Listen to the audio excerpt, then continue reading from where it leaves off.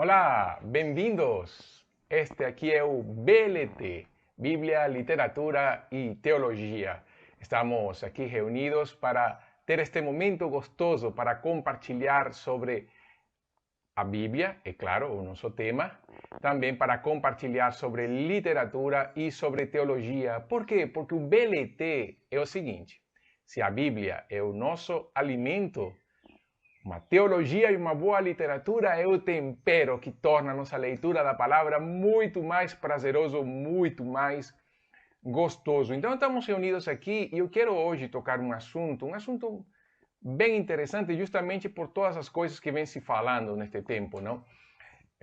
Nós temos algumas declarações polêmicas das últimas semanas, alguns pastores, alguns teólogos, e que vem criando então um ambiente um pouco raro, não? Dentro do nosso contexto evangélico, nosso contexto, inclusive nosso contexto batista, da qual eu faço parte, porque alguns pastores batistas estão incluídos nesta situação, neste momento tão difícil. Mas eu não quero falar de pessoas, eu não quero falar de comentários, eu não quero falar sobre isso, eu quero falar sobre uma coisa sobre um assunto, aliás, que é o mais, para mim, é o mais importante, porque tem a ver justamente com a Bíblia, e conversar sobre a Bíblia, sobre a palavra de Deus. E o meu assunto hoje, justamente, compartilhar sobre a suficiência das Escrituras. É um assunto que tem a ver muito também com dois aspectos teológicos: a bibliologia e a hermenêutica. E aí nós entramos, então, hoje vai ser um pouco mais teológico, um pouco mais de literatura. E eu quero recomendar um livro aqui, no nosso momento de literatura, nesta manhã. Eu quero recomendar este livro que eu tenho aqui na minha mão, é o livro do Luiz Berkoff. Berkoff, ele é conhecido pela sua teologia sistemática, mas ele tem este livro aqui, se chama História das Doutrinas Cristãs, de Luiz Berkoff. É um livro, não é gordo, ele é magro, ele é produzido pela PES, que é a Publicações Evangélicas Selecionadas. Eu não sei como é a capa dele hoje, eu ganhei do meu professor de teologia, o Dr. David Phillips, quando ele estava saindo do MTC, deu para escolher. Eu tenho este livro do Berkoff, eu tenho a teologia sistemática que está aqui, eu tenho a teologia sistemática de Berkoff em espanhol, então você não imagina. Eu tenho 3 livros de teologia sistemática, basicamente. O Grudem, em português, o Strong está em inglês e o Berkoff está em espanhol. Também eu tenho, é claro, aí você vê aí a instituição do Calvino, não? A instituição em espanhol. Eu tenho a versão dela em espanhol, as Institutas, e outros livros de teologia que estão por ali, espalhados aqui na casa.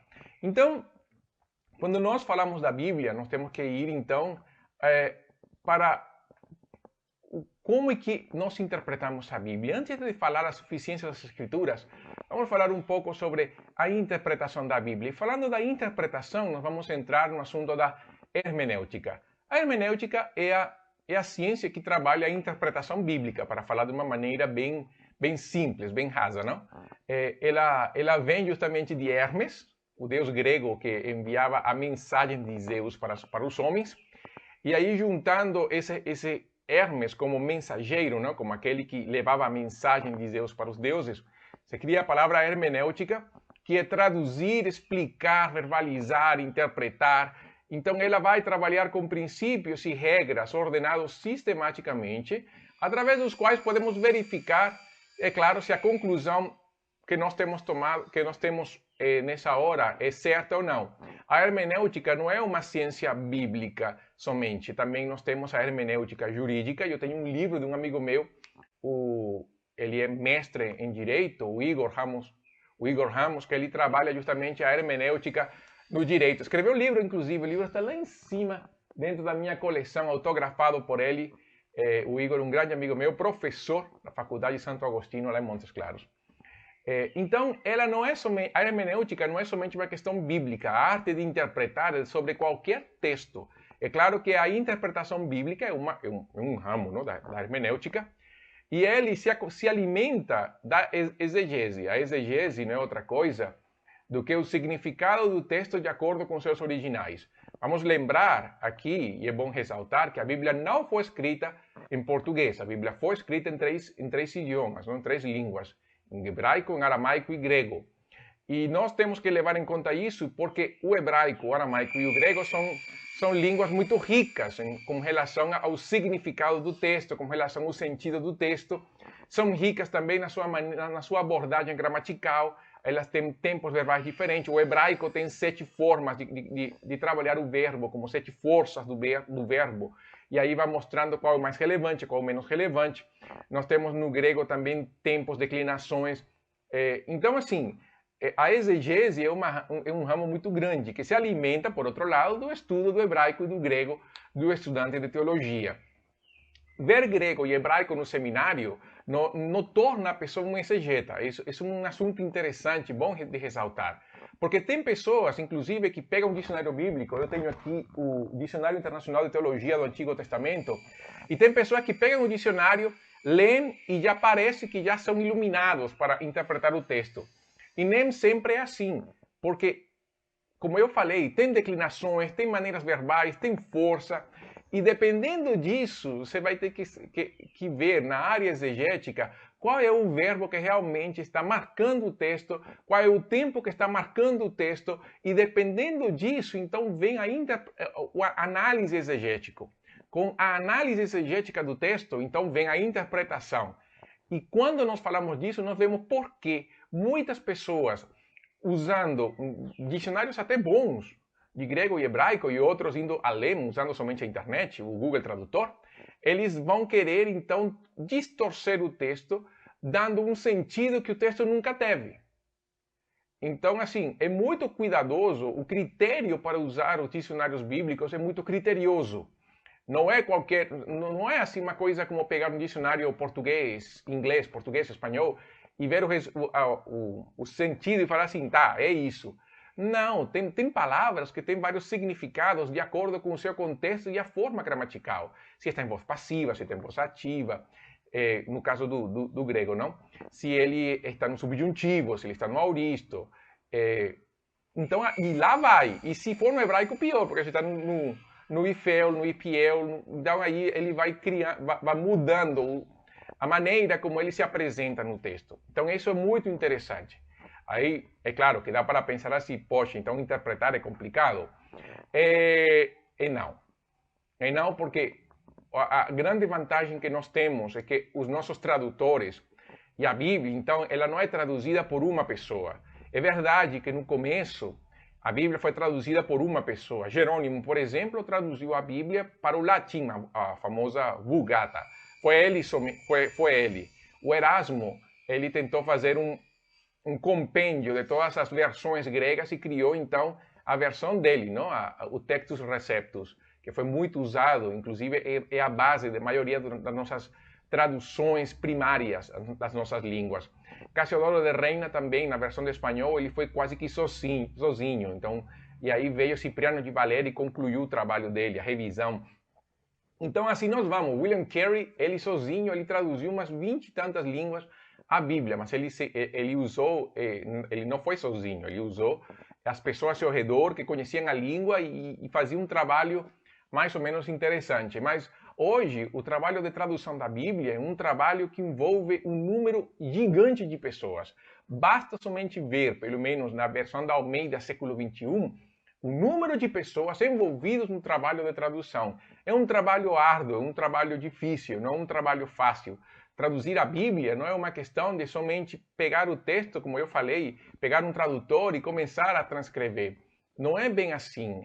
É um processo delicado, é um processo depurado, é um processo que tem muita paciência. Afinal, nós estamos traduzindo a palavra de Deus numa língua e é necessário que o conteúdo da tradução seja tal que a pessoa não precise estar com um dicionário ou ter conhecimentos aprofundados de exegese para interpretar os textos.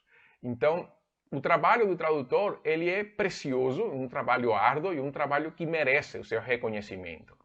Então, quando alguém forma linguística bíblica, aqui no Brasil tem um Instituto Alem, lá em Brasília, para pessoas que querem se aprofundar nessa área, o tradutor bíblico é uma pessoa com um conhecimento de língua, de formação de língua muito apurado, uma pessoa, é um erudito. Essa é a palavra, é um erudito. Então, isso é importante. Agora, esse é o tradutor. E nós, que temos a Bíblia nas nossas línguas, eu tenho a Bíblia, tenho ali em francês, eu comecei a fazer um curso de francês, tranquei. Tenho a Bíblia em português, tenho a Bíblia em espanhol. No aplicativo do celular, a Bíblia está em um monte de línguas, não? Então, por que nós precisamos interpretar a Bíblia corretamente? Então, nós precisamos ter uma teologia sólida. A teologia é formada na Bíblia, por isso que o BLT começa com B de Bíblia, não? Bíblia, literatura e teologia. Porque a hermenêutica é a mãe da teologia, mas a teologia influencia a maneira como nós lemos as escrituras. Inclusive aqueles que falam que não têm teologia, na verdade eles têm uma teologia. A teologia ela deve ser fundamentada nas escrituras. E as escrituras, justamente, a interpretação das escrituras forma a nossa teologia. Nós devemos interpretar a Bíblia de uma maneira correta para ter uma integridade bíblica. A Bíblia que deve se interpretar. Eu não interpreto a Bíblia se interpreta a si mesma. O meu trabalho é justamente mostrar essa interpretação bíblica às pessoas. A interpretação certa é o que me dá autoridade. É a autoridade que eu tenho para pregar. Pedro escreve que se alguém fale segundo a palavra de Deus. Nós precisamos essa certeza do uso correto da palavra. Por isso, usando a Bíblia, nós chegamos a uma verdade real. O princípio bíblico, o princípio doutrinário que a Bíblia quer mostrar para as pessoas, nós descobrimos através de uma boa interpretação da palavra de Deus. E é claro, para termos uma prática correta, um estilo de vida que agrade a Deus, uma aplicação que seja relevante e contextualizada no nosso tempo, e para ter uma apologética aprovada, porque nós temos que defender a fé. E isso nós vemos ao longo da Bíblia, a importância da defesa da fé. Mas como nós vamos defender a fé se nós não conhecemos as Escrituras, se nós não interpretamos corretamente as Escrituras? E vem aquela clássica pergunta de Felipe ao eunuco: entendes o que lês? Então, isso é importante. Quando falamos da interpretação, nós temos que lembrar o que eu falei no começo. A Bíblia não foi escrita na nossa língua. Então, nós temos que dar prioridade à língua original se, e aqui vem um condicional, se conhecermos como usar as línguas originais. Se não, então fique tranquilo e fique na língua portuguesa neste caso. Nós, como protestantes, não interpretamos a Bíblia à luz da tradição. Esse é um princípio nosso. A Bíblia se interpreta a si mesma. Porém, e por isso nós temos livros de teologia também, e nós temos registros de pregações, como o livro de Spurgeon, esse gordão ali, que ele tem várias pregações de Spurgeon, assim como outros comentários bíblicos. A Bíblia, para interpretar a Bíblia, nós podemos ver se o nosso pensamento é mais ou menos concordante com os pensamentos de outros teólogos.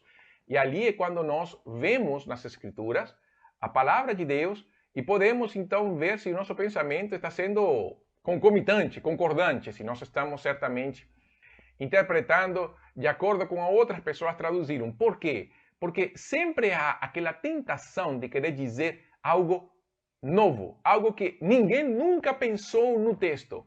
O problema é, e nós podemos pensar o seguinte: por que ninguém pensou nisso? Não será que eu estou inventando nesse texto? Falaremos disso um pouquinho, né? Quando eu falei que nós criamos nossas próprias teologias, é uma grande verdade. Inclusive, o nosso estilo de vida, o nosso histórico também influencia a interpretação da Bíblia. Não é a mesma coisa uma pessoa, quando nós vemos pelo menos o pecado, e vamos falar sobre, por exemplo, da alta pecaminosidade do ser humano, da depravação total, que deveria ser uma doutrina básica em todas as igrejas. E, na verdade, a depravação total nem sequer pode-se dizer que é um patrimônio das igrejas reformadas. Na verdade, é algo bíblico. Eu acredito que muitos cristãos de várias vertentes compartilham o princípio da depravação total, que será um assunto que falaremos em algum momento. Dependendo do contexto da pessoa, e aqui nós podemos pensar em Pelágio e Agostinho, por exemplo. O Pelágio teve uma vida sossegada, tranquila, ele ministrou numa igreja que estava em paz, ele veio de uma família cristã, então ele pensou que, bom, se a minha vida foi assim, então deve ser assim. Então ele não acreditava muito na ideia do pecado original, ele não falava que o homem nascia pecador, enfim, ele criou uma teologia distorcida com relação à depravação total. Agostinho, por outro lado, sendo criado num lar cristão, sendo criado por uma mãe que ensinou a palavra, ele se desviou. Basta ler as Confissões de Agostinho para saber a vida que ele teve. E quando ele volta a Deus e volta às Escrituras, ele entende que a condição dele é padrão em todos, só que todos temos o potencial de ser, só que ele deixou isso rolar. Então ele fala, poxa, todos somos pecadores, à luz de Romanos 3. E ele então fala da depravação total. Então, às vezes, o nosso contexto influencia a nossa teologia. E nessas condições, nós devemos, às vezes, nos despir das nossas ideologias, dos nossos conceitos, quando estudamos a palavra de Deus. E nos esforçar para permitir que a Bíblia, de uma maneira transparente, possa se manifestar nas nossas pregações e interpretações para a vida, porque a hermenêutica não é somente para pregar. A hermenêutica ela deve ser usada no nosso devocional, na nossa vida diária, para mudar a nossa vida segundo o padrão de Deus. E como eu falei, precisamos de eruditos que nos ajudem na nossa caminhada. Então, a interpretação da Bíblia não é uma coisa homogênea ao longo da história da interpretação da igreja. E isso aí é um dos maiores problemas que nós temos. Não houve, aliás, um consenso maioritário no começo da história da igreja ou na história dos judeus para interpretar a Bíblia. A primeira vez que nós vemos uma tentativa de aplicação bíblica está em Neemias 8:8, quando Esdras lê a lei no hebraico e os que estão ao seu redor interpretam a Bíblia no aramaico para contextualizar o ensino bíblico aos outros. É a primeira vez que há uma hermenêutica, por dizer dessa maneira, na história da Bíblia, porque a Bíblia se lia no hebraico, todo mundo entendia no hebraico, era fácil. Mas agora, tendo a barreira linguística, principalmente por causa do aramaico, então se torna necessário não somente traduzir, mas interpretar o texto para que todos possam entender. Ali então vieram os escribas e começaram a reescrever os textos bíblicos, preservando a revelação, mas ao mesmo tempo começam então, respeitando o texto bíblico, mas criando outros textos que interpretam a Bíblia e se transformam então num ensino padrão. O problema dos escribas é que eles começaram a acrescentar tradições aos textos. E a interpretação deles muitas vezes não foi típica, foi uma interpretação distorcida. Essa interpretação dos escribas é a que Jesus contesta no Sermão do Monte. Quando Jesus fala, ouviste que foi dito, Jesus não está falando da lei, está falando das tradições humanas. E Jesus por isso fala, eu porém vos digo, Jesus dá não uma interpretação nova, como alguns acreditam, senão justamente o contrário. Ele vai para o original e dá a interpretação eterna do ensino da lei. Ali logo vem o judaísmo rabínico e vem depois o judaísmo nos tempos de Jesus, que tinha várias linhas de interpretação nos tempos de Jesus. Havia um sentido de interesse judicial e prático, havia um sentido histórico-literal. Basicamente, a escola de Leu vai trabalhar essa parte histórico-literal. Havia a interpretação da comunidade de Qumran. Eles vão trabalhar um foco mais escatológico do texto, então sempre vão apontar tudo para o tempo do fim, o tempo do fim, o tempo do fim, o tempo do fim. E nós temos no nosso meio cristãos que tudo apontam para o tempo do fim, tudo é escatológico. Então, não há nada novo para Salomão. O da comunidade de Qumran faziam isso mesmo também. E nós temos também os judeus alexandrinos ou helenísticos, eles tinham uma interpretação alegórica e eles interpretavam a Bíblia à luz de Platão. E ali então, Filho, que fosse o máximo expoente dessa teologia alegorizadora, trabalhava baseado na convicção de que o sentido literal da Escritura era uma concessão à nossa fraqueza, representando um nível imaturo de compreensão da palavra, sendo então um sentido alegórico reservado para os maduros. Então, Filho faz uma distinção entre o crente comum e o crente elevado. O crente comum interpreta a Bíblia de uma maneira literal, mas o crente mais maduro, ele vai interpretar a Bíblia no sentido alegórico. Essa frase de filho até hoje influencia muito a interpretação da Bíblia. Então, é claro, Jesus dá um sentido histórico literal ao texto, os apóstolos continuam com isso, com essa linha, e logo após, quando vem então o período patrístico, é quando há uma explosão de escolas de interpretação. Ali nós temos a escola de Alexandria, que mantém esse pensamento de filho, da interpretação alegórica, e o máximo expoente foram três: Ireneu, Clemente de Alexandria e Orígenes. Clemente, ele falava que há uma verdade oculta na Escritura, que deveria ser descoberta pelo exegeta. Podemos dizer assim, inclusive, que Clemente de Alexandria falava que as entrelinhas da Bíblia que tem um sentido original do texto. E Orígenes, então, ele vai se influenciar pelo platonismo para interpretar a Bíblia, e o sentido para ele, dado pelo Espírito Santo, é sempre simples, digno de Deus e claro. Porém, tudo que não for assim, ele deve ser alegorizado. E ele trabalha, então, em três sentidos: o sentido literal, o sentido moral e o sentido alegórico. Mas ele usou mais o sentido alegórico. Ele falou o seguinte: a Escritura é uma vasta de alegorias na qual cada detalhe é simbólico. Então, Orígenes extrapola a alegorização das Escrituras, e por isso que uma das maiores ofensas num seminário é chamar o outro filho de Orígenes. Cuidado, viu? Esse palavrão teológico. Ali nós vemos então a escola de Antioquia da Síria, trabalha então o sentido literal. Ali vem Teodoro de Mopsuestia, que ele inclusive foi tão literal que negou livros da Bíblia dentro do cânon. A Igreja do Ocidente, então, teve como máximo expoente Agostinho, mas lembre, Agostinho era do norte da África. Então, um dos maiores expoentes da teologia ocidental era africano. Agostinho, então, se bem Agostinho tem umas regras de interpretação da Bíblia que até hoje são usadas, e tem muito livro bom dele, quando ele analisava textos bíblicos, ele alegorizava muitas vezes. Então, aí, esse método interpretativo alegórico de Agostinho foi a base da interpretação da Bíblia na Igreja da Idade Média. E ali nós vamos, então, na Idade Média, tradição, doutrinas e alegorização forma parte do arcabouço teológico daquela época.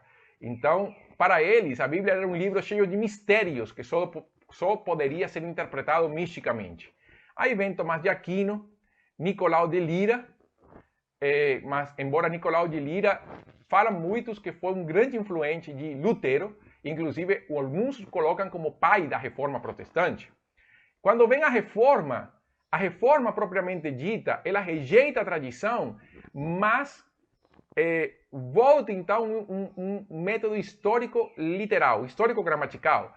Maior expoente em termos teológicos da reforma não foi Lutero. Lutero foi o pai da reforma, ele traduziu a Bíblia ao alemão, foi, pode dizer assim, o pai da língua alemã, mas quem sistematizou a teologia foi Calvino. Calvino falou que como o primeiro dever de um intérprete é permitir que o autor diga o que realmente diz, ao invés de lhe atribuir o que pensamos que devia dizer. E é claro que a resposta católica foi o Concílio de Trento. Ela enfatiza muito a tradição como método interpretativo. Mas tudo bem, o problema vem após a Reforma Protestante, após Lutero e Calvino. Como parte do princípio da Reforma é a livre interpretação das Escrituras, as pessoas esqueceram que o solo escritura é que a Bíblia se interpreta a si mesma.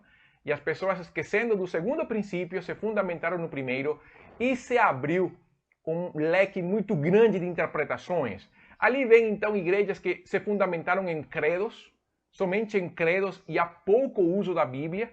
É o período, a escola confessionalista.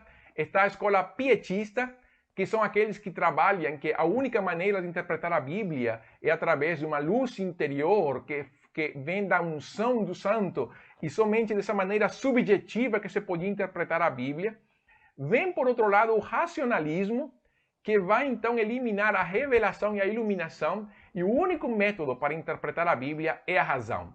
Quando colocam a razão como o único método interpretativo, o problema é que, então, olham para os milagres, olham para a encarnação de Cristo, olham para a ressurreição de Cristo e começam a pensar assim, isso não se encaixa com a razão. E o racionalismo, então, cria, aliás, o racionalismo vai ser, então, um dos cernes, da semente do liberalismo. Por quê? Porque o liberalismo, então, eles vão negar o caráter sobrenatural da inspiração, porque eles foram influenciados pela razão. O pai da teologia liberal é o racionalismo, porque o racionalismo nega a inspiração, nega a inerrância, porque para eles, se a Bíblia tem que ser avaliada pela razão, então tudo aquilo que for sobrenatural não se encaixa. E ali é onde vem a grande questão. Então eles começam a negar o criacionismo, a consciência religiosa de Israel, a revelação de Deus para o homem, tudo isso então vai se colocar de um lado. O movimento que tenta então responder essa questão hiperliteral, essa interpretação liberal, cria por um lado teólogos como Karl Barth, que vão trabalhar então uma neo-ortodoxia, querendo voltar às origens, porém com alguns detalhes, mas criam Rudolf Budman, que eu já falei dele em teologia básica, a teologia de Budman, e ele vai trabalhar então que os conceitos bíblicos de criação, queda, ressurreição, milagres de Jesus, são mitos. E a tarefa principal do intérprete é despir o mito dos seus envoltórios históricos a fim de descobrir a verdade existencial que ele contém. Por exemplo, Jesus cura um leproso. Budman vai dizer, não, Jesus não curou um leproso. Na verdade, isso é o que Jesus faria se encontrasse um leproso. O princípio por trás é este.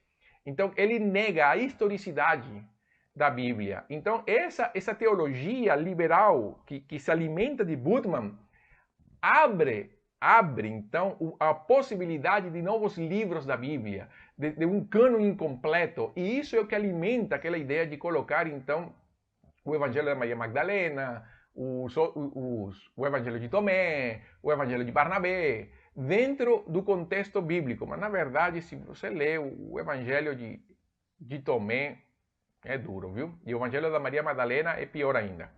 Enfim, ali vem um novo movimento que tenta, então, interpretar a Bíblia no contexto do leitor.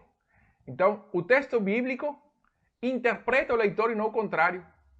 Ali, então, a Bíblia é confrontada com o momento em que ela vive. Isso é conhecido como a nova hermenêutica. Heidegger, Fudge, Evelyn, todos seguidores de Budman. Eles vão trabalhar o quê? Eles vão trabalhar que a Bíblia precisa, então, ser reinterpretada à luz do momento histórico em que está se vivendo.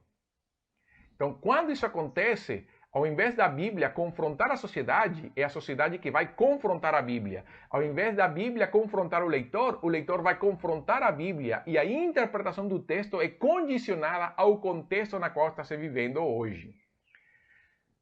E ali, meu amigo, entramos no histórico gramatical, que é o quê? O sentido de um texto é aquele que o autor original tinha em mente. Lembre, o autor não escreveu pensando na igreja do século XXI. O autor pensou na comunidade na qual ele escreveu. A intenção do autor pode ser resgatada com o máximo de exatidão, observando-se os fatos da história e as regras. Das regras gramaticais, é claro, não? Aplicáveis ao texto sob estudo. A tarefa do intérprete, então, é procurar compreender mais plenamente o sentido intencional do autor original, usando estudos de história, cultura, linguagem, geografia e um monte de ferramentas. Lembrando que este BLT que está saindo agora pelo Facebook Live, ele também vai estar disponível no YouTube, um pouco mais na frente, e nas plataformas de podcast de Spotify e Deezer. Então, se você por acaso não pegou este BLT hoje, ou pegou incompleto, ou quer salvar ou assistir em outra plataforma, o BLT vai estar disponível nas plataformas YouTube, Spotify e Deezer. É só depois disso aqui, você começa a assistir, você vai ver que o BLT está em várias plataformas para ajudar na distribuição da palavra de Deus, uma boa teologia, uma boa literatura. Então, assim, quando falamos da suficiência da Bíblia, nós temos que ver, então, que na hora de interpretar a Bíblia, nós temos que usar a Bíblia como suficiente para nós. E aqui é quando nós podemos pensar na importância da Bíblia como o único livro que deve ser interpretado por si mesmo. A importância da Bíblia por ela ser suficiente para nos mostrar a revelação de Deus.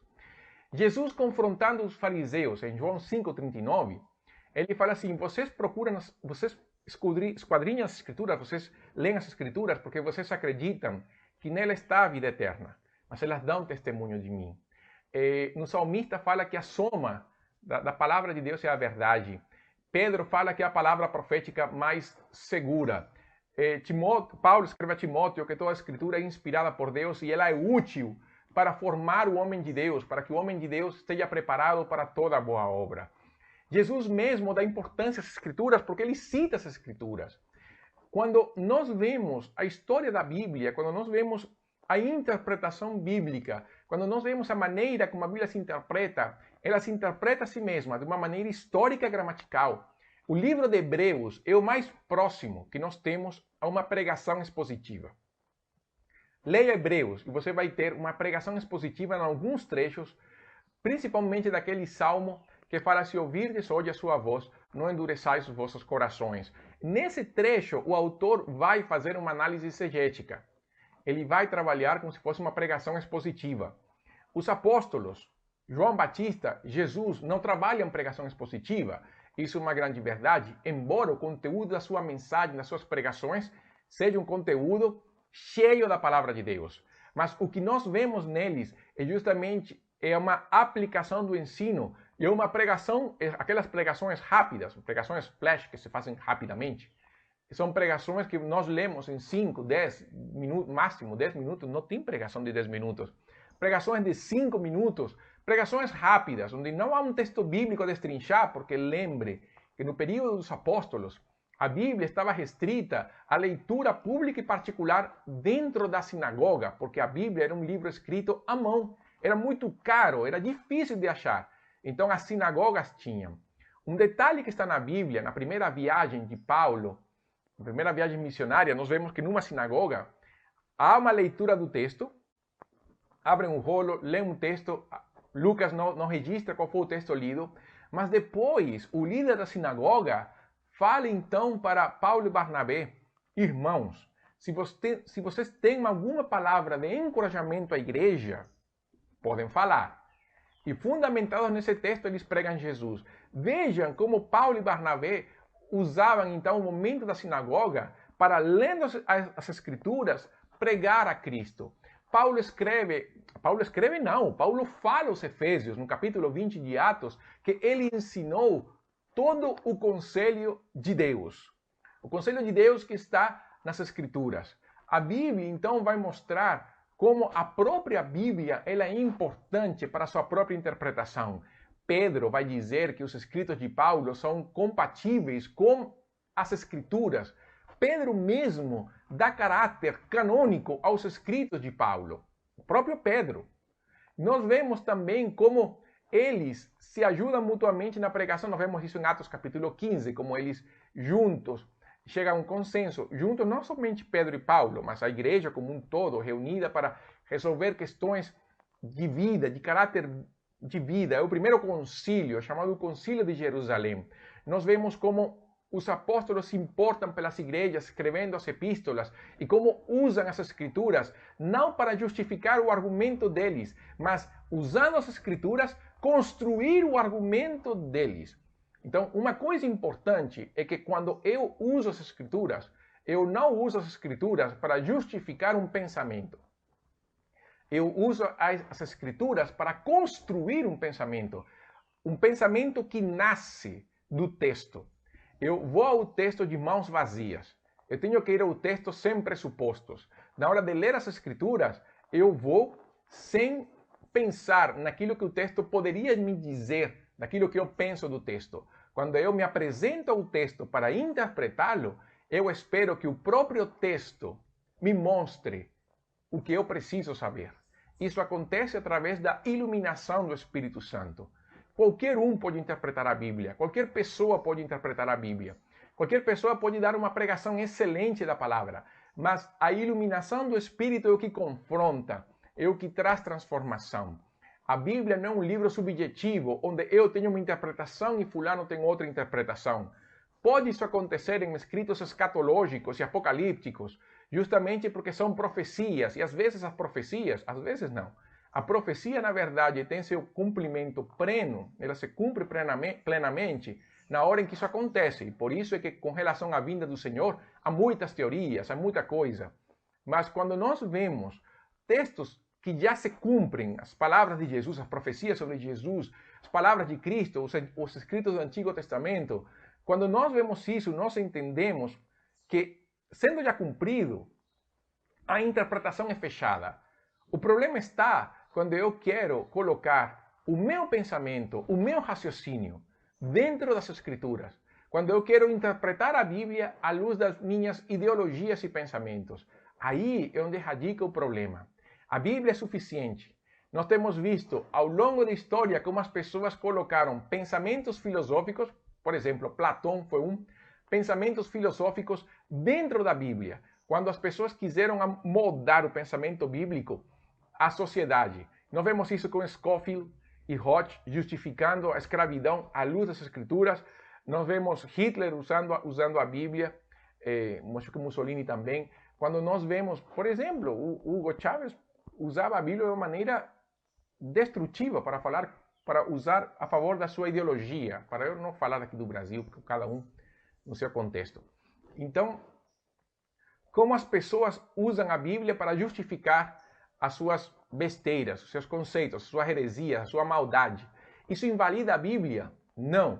Justamente o contrário. Reforça a ideia de interpretar a Bíblia de uma maneira bíblica, de uma maneira histórico-literal, histórico-gramatical, de uma maneira que nós possamos ver a Bíblia de uma maneira literal quando é preciso, mas no contexto histórico usando as ferramentas gramaticais. Nós não podemos, e eu volto a enfatizar, interpretar a Bíblia à luz da minha ideologia e pensamento.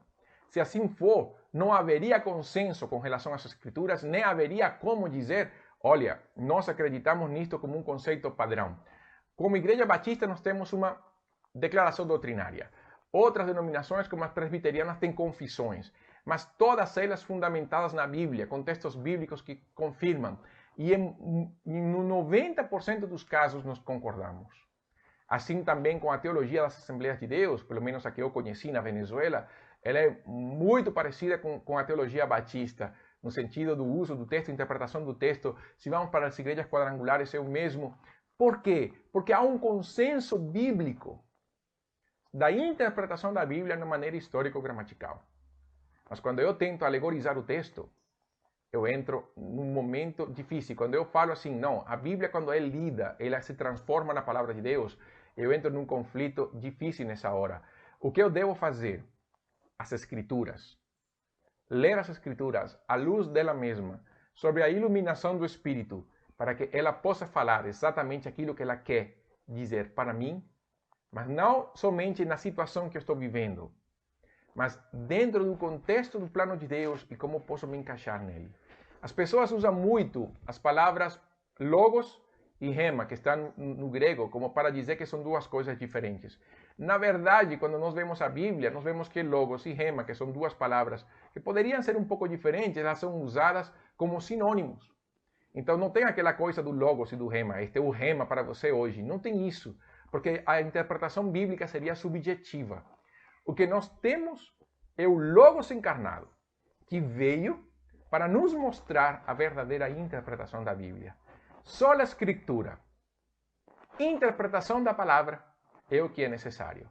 E antes de encerrar, eu quero agradecer a uma professora que eu tive no seminário, a Elana Vaz, que foi a que criou esse material da hermenêutica que eu usei hoje. A Elana foi uma professora maravilhosa que nós tivemos, uma grande amiga nossa, inclusive até hoje. Então eu quero agradecer a irmã Elana Vaz por esse material da hermenêutica, e o Sérgio Reis, que foi meu professor, pastor presbiteriano, que hoje está em Uberlândia. Ele foi meu professor de hermenêutica ali também. A minha gratidão Porém, material de hermenêutica eu conheci pela primeira vez quando eu era professor de escola bíblica, lá na minha cidade, em 1990, alguma coisa.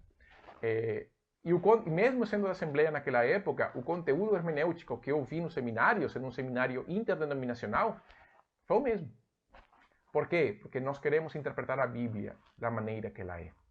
Então, neste BLT, Bíblia, Literatura e Teologia, eu quero enfatizar a voz das Escrituras. E nós que estamos já à beira, 29 de outubro, próximo à Reforma Protestante, nada melhor do que usar a Escritura para dizer a Bíblia se interpreta a si mesma. E a igreja se reforma, sempre reformando justamente por causa do ensino da palavra, porque sempre nós vamos precisar da obra santificadora do Espírito Santo.